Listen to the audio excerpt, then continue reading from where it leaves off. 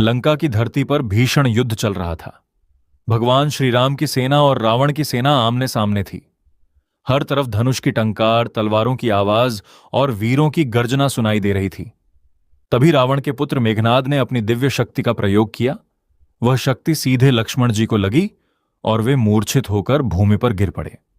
भगवान श्री राम अपने प्रिय भाई को इस अवस्था में देखकर अत्यंत दुखी हो गए। पूरी वानर सेना चिंता में डूब गई।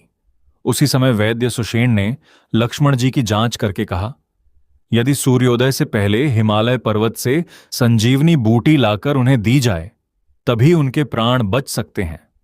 यह सुनते ही हनुमान जी ने श्री राम के चरणों में प्रणाम किया और दृढ़ स्वर में कहा, प्रभु, जब तक आपका सेवक हनुमान जीवित है लक्ष्मण जी को कुछ नहीं होगा। मैं अब भी संजीवनी लेकर लौटता हूं। हनुमान जी ने अपना विशाल रूप धारण किया और बिजली की गति से आकाश में उड़ चले। वे समुद्र, जंगल और पर्वतों को पार करते हुए हिमालय पहुंचे।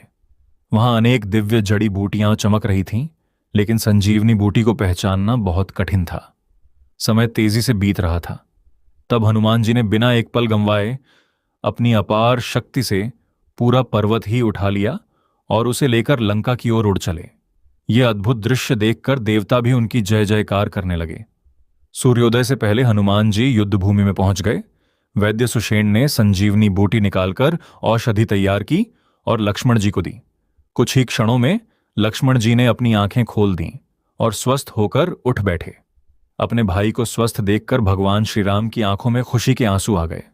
उन्होंने हनुमान जी को गले लगा लिया और कहा, हनुमान, तुम्हारे जैसा भक्त इस संसार में कोई नहीं।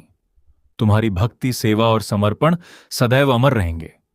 हनुमान जी ने विनम्रता से उत्तर दिया, प्रभु, यह सब आपकी कृपा है। मैं तो केवल आपका सेवक हूं। इस प्रकार हनुमान जी ने अपनी अटूट भक्ति, साहस और निस्वार्थ सेवा से असंभव कार्य को भी संभव कर दिखाया। यही कारण है कि आज भी करोड़ों श्रद्धालु पूरे विश्वास के साथ कहते हैं, जय श्री राम, जय बजरंग बली।